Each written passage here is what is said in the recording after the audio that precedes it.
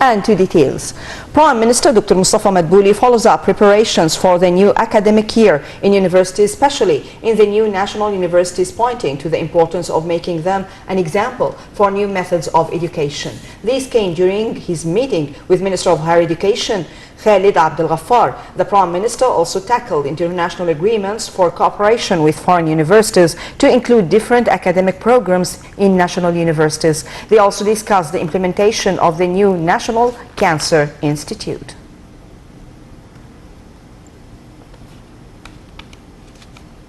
Coinciding with celebrating the 47th anniversary of the 6th of October war victory, the Cabinet Media Center issued a report on development projects that have been launched in Sinai since 2014. The projects worth £600 billion of investments covered different sectors.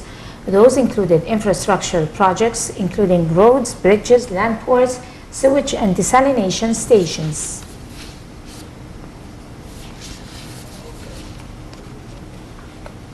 Egypt has reported on Wednesday 133 new coronavirus infections, bringing the total number of cases to 104,035 people since the outbreak hit the country in mid-February. The Health Ministry also reported 9 new deaths, bringing the total number of fatalities to 6,010. The ministry added that 43 patients were discharged from hospitals over the past 24 hours.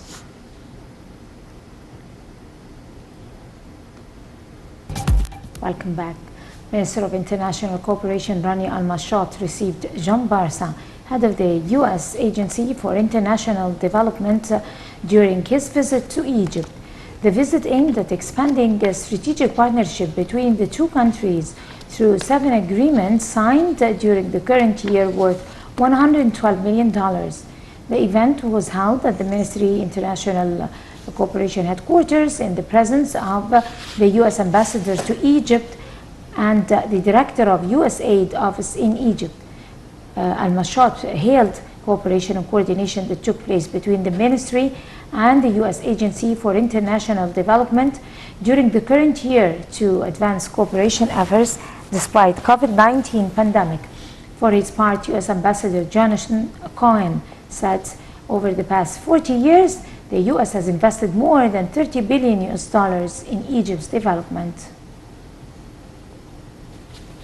Minister of International Cooperation Rani Al-Mashat and the Governor of the European Bank for Reconstruction and Development said that Egypt supports the new eBird strategy for 2021-2025 with an ambitious plan to expand its climate investments and become a majority green bank by 2025. This came during the minister's participation in the annual meetings of the bank. Egypt was chosen as the top investment market for the second year in a row for 2021-2025 based on 3 objectives: reducing carbon emissions, to promote environmental sustainability, promote equal opportunities for women, and digital transformation.